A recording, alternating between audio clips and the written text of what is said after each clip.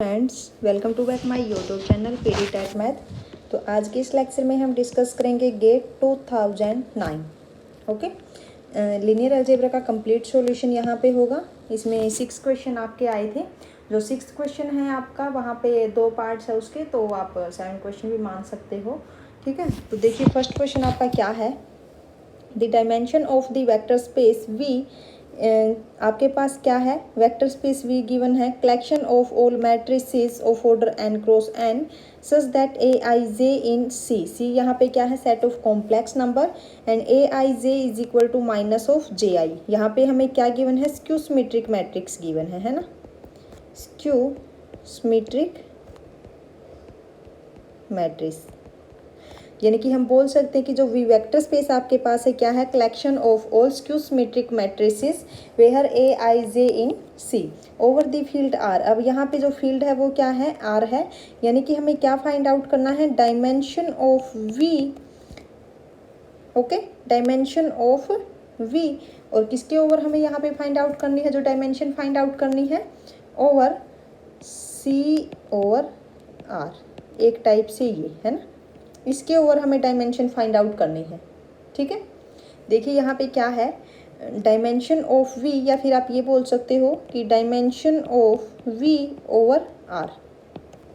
जो एंट्रीज हैं आपके, जो एंट्रीज है वो कहाँ से बिलोंग करती है, सेट ऑफ कॉम्प्लेक्स नंबर से। यानी कि जो ए आई जे आपकी है वो कहाँ से बिलोंग करती है, सी से।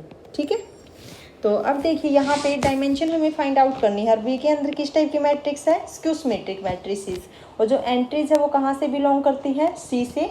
And we know that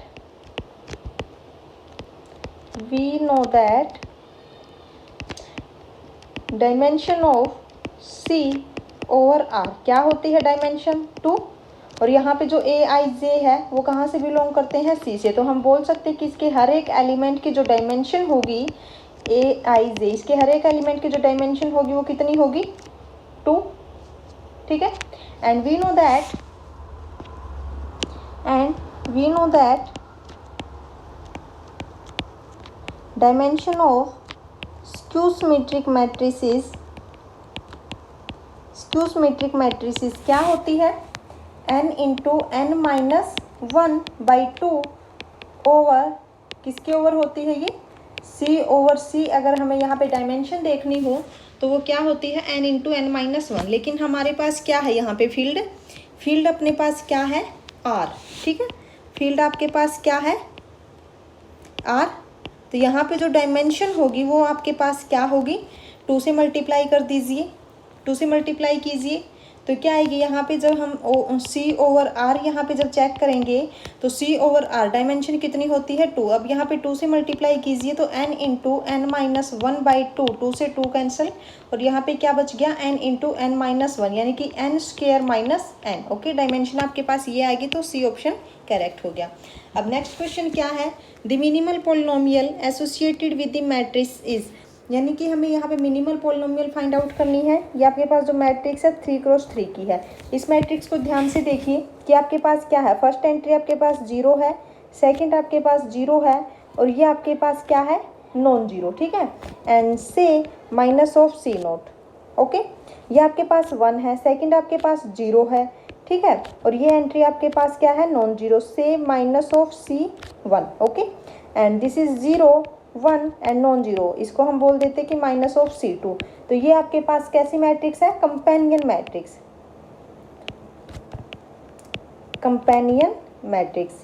companion matrix ये जो जनरल फॉर्म होती है वो इसी टाइप की होती है।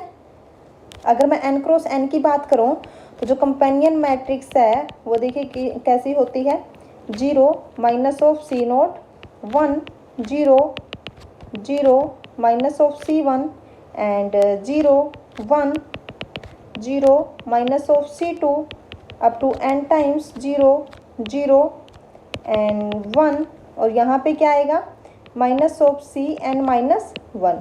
ऑर्डर क्या है, n क्रॉस n। अगर मैं इसकी करेक्टरिस्टिक पोलिनोमियल की बात करूँ तो करेक्टरिस्टिक पोलिनोमियल इसकी क्या होती है, C naught plus c1x plus c2x square plus up to so on plus C N minus one X raise to the power N minus one plus C N X raise to the power N. Okay, अब यहाँ पे N आपके पास कितना है, 3 है, तो इधर क्या होगी कैरेक्टरिस्टिक पोलिनोमियल, सी एक्स आपके पास यहाँ होगी x cube minus of x square minus of 2x minus 3, ठीक है।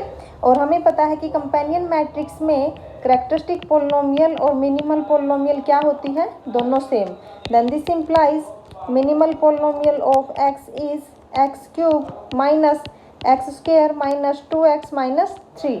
ओके, तो यहाँ पे कौन सा ऑप्शन करेक्ट होगा, फर्स्ट ऑप्शन करेक्ट हो जाएगा। ओके, अब नेक्स्ट क्वेश्चन देखिए।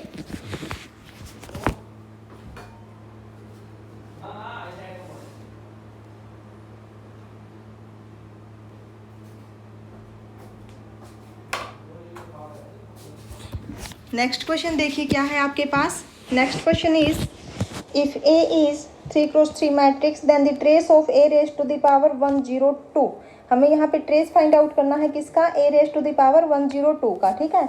हमें एक चीज़ का पता है कि if lambda is an eigen value of, if lambda is an eigenvalue of A then this implies lambda raised to the power k is an eigenvalue of A raised to the power k। और जो k है आपका वो कहाँ से belong करता है, set of positive integer से, है ना। तो यहाँ पे देखिए मैं इस मैट्रिक्स की आइगन वैल्यूज अगर फाइंड आउट कर लूँ, अब यहाँ पे मेरे को एक चीज़ बताइए कि जो मैट्रिक्स आपको गिवन है वो किस टाइप की मैट्रिक्स है, लोअर ट्रायंगुलर मैट्रिक्स। यहाँ पे देखिए आपके पास जो मैट्रिक्स है वो किस टाइप की मैट्रिक्स है, lower triangular matrix, lower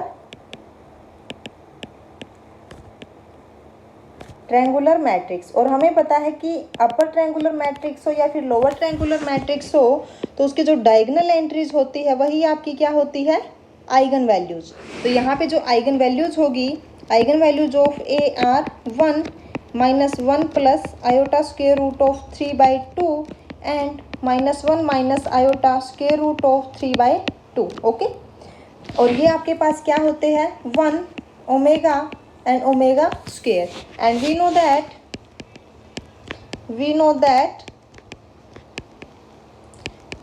no that omega cube is equal to 1, ठीक है। तो अब मेरे को एक चीज़ बताइए कि A raise to the power 102 की आइगन वैल्यूज़ क्या होंगी। यहाँ पे जो मैंने रिजल्ट लिखा है इसके अकॉर्डिंग क्या होगी, this implies eigen values of A raise to the power 102 is 1 raise to the power 102 omega raise to the power 102 omega square raise to the power 102, ठीक है।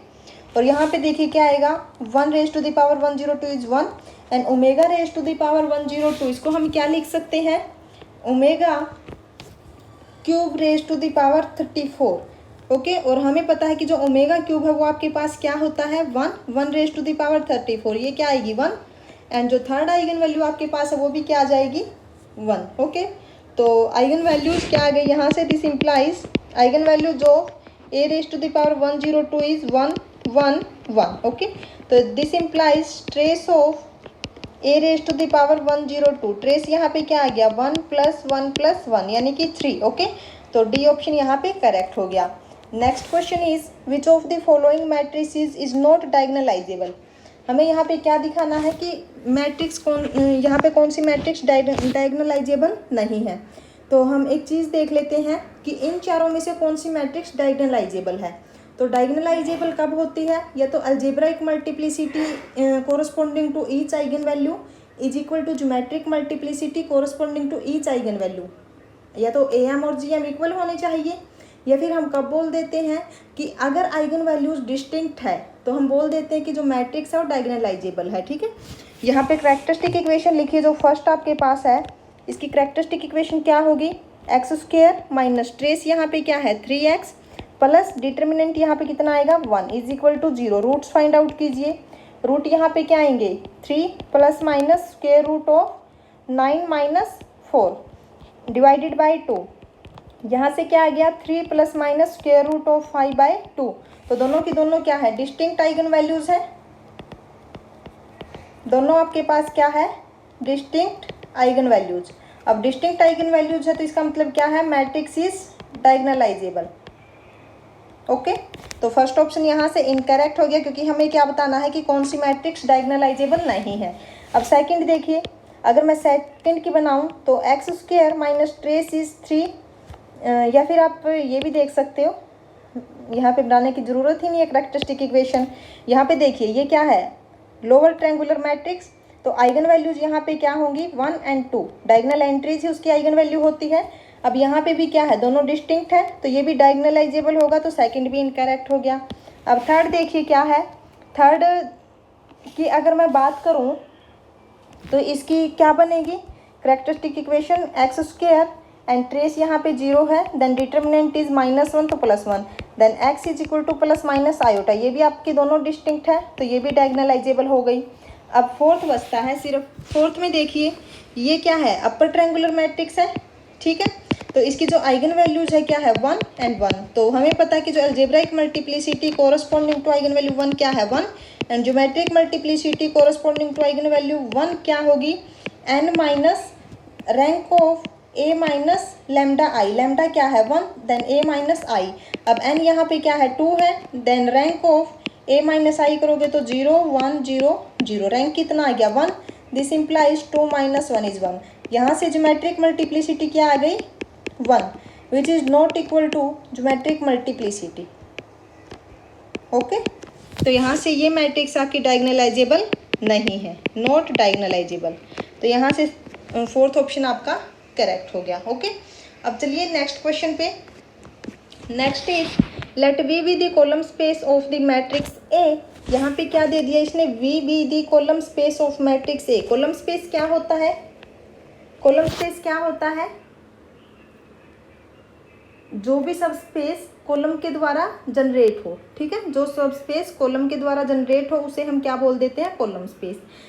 We be the column space of the matrix A, then the orthogonal projection of 0 1 0 on V. हमें orthogonal projection find out करनी है, तो कैसे करते हैं orthogonal projection find out हम, सबसे पहले यहाँ पे देखिए, अगर मैं इधर बेसिस फाइंड आउट करूँ तो ये जो दोनों के दोनों कॉलम है ये दोनों कैसे हैं आपके पास, लीनियरली इंडिपेंडेंट है, ठीक है, तो यहाँ पे जो बेसिस बनेगी यही बन जाएगी क्योंकि दोनों क्या है, लीनियरली इंडिपेंडेंट है। से v1 is equal to, v1 क्या होगा 1 1 1 transpose, and v2 is -1 2 -1 transpose. Okay, और अपने पास जो w है हमें किस, then the orthogonal projection of से w ऑन v, ठीक है, किसकी फाइंड आउट करनी है हमें, orthogonal projection of w on v।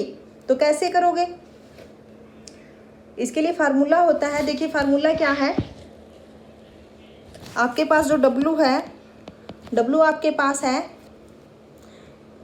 0 1 0 transpose, and v1 is 1 1 1 transpose, and v2 is, v2 क्या है आपके पास -1 2 -1 transpose. Okay, and orthogonal projection of v, orthogonal projection of w on v, ये फाइंड आउट करना है हमें, तो यहाँ पे लिखिए ऑर्थोगोनल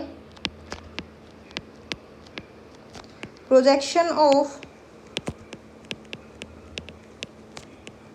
w ऑन v, तो क्या होगा फार्मूला देखिए, inner product of w with v1 divided by inner product of v1 coma v1 into v1 plus inner product of w comma v2 divided by inner product of v2 with v2 into v2। Okay, अब यहाँ पे रखिए values, तो क्या आएगी, देखिए w आपके पास क्या है 0 1 0 ट्रांसपोज है ना, तो यहाँ पे जब आप रखोगे इसको सोल्व करने के बाद आपको क्या मिलेगा, सोल्व करने के बाद क्या मिलेगा आपको, यहाँ पे inner product of v1 with v1 क्या मिलेगा 3, एंड w विद v1 इधर क्या आएगा 1, एंड v1 आपके पास क्या है 1 1 1 ट्रांसपोज, ठीक है, and plus inner product of w with v2 यहाँ पे क्या आएगा 2, and inner product of v2 with v2 6, and v2 is -1 2 -1 transpose. Okay, और यहाँ पे क्या आ जाएगा देखिए 1/3 ट्रांसपोज प्लस यहाँ पे -1/3 2/3 एंड -1/3 ट्रांसपोज। जब इसको ऐड करोगे तो आपको मिलेगा 0 1 0 ट्रांसपोज। ओके, तो यहाँ पे देखिए फर्स्ट ऑप्शन करेक्ट हो जाएगा। अब नेक्स्ट क्वेश्चन है, ये कॉमन डाटा दे रखा है 6th और 7th क्वेश्चन के लिए। क्या है, let TR3 to R3 be linear transformation defined by TX1 X2 X3। इस टाइप से ये डिफाइंड है, ठीक है। अब देखिए फाइंड क्या करना है हमें, the dimension of the range space of T square.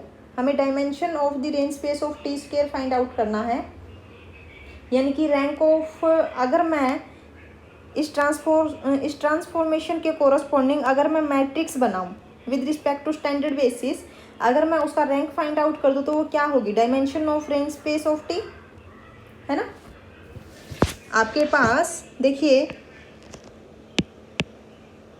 जो dimension of range space of T है वो क्या होगा, dimension of range space of T क्या होगा, is equal to rank of matrix representation of T with respect to standard basis beta. Okay, and जो question number 7 उसमें क्या find करना है, dimension of null space of T cube, है ना। यानी कि यहाँ पे अगर मैं नलिटी ऑफ टी फाइंड कर दूँ, है ना। अब एक चीज़ याद रखना, आपके पास जो मैट्रिक्स, सबसे पहले हम मैट्रिक्स देख लेते हैं कि मैट्रिक्स क्या बनेगी with respect to standard basis. Okay, coefficient of x1 is 1, coefficient of x2 is 3, coefficient of x3 is 2 and coefficient of x1 is 3, coefficient of x2 is 4, coefficient of x3 is 1 and 2 1 -1, ये matrix बनेगी। अब यहाँ पे एक चीज़ देखिए, जो ये matrix आपकी है कैसी है, ये एंट्री इक्वल है, यहाँ से ये इक्वल है, इधर से ये इक्वल है, तो जो ये मैट्रिक्स है कैसी है, रियल सिमेट्रिक मैट्रिक्स। और अगर आपके पास रियल सिमेट्रिक मैट्रिक्स हो तो क्या रिजल्ट होता है, दिस इम्प्लाइज इसका जो रैंक ऑफ ए होगा वो किसके इक्वल होता है, rank of A raise to the power k, ठीक है। और जो के है वो कहाँ से बिलोंग करता है, Z+, ठीक है। And nullity of A is equal to nullity of A raise to the power के।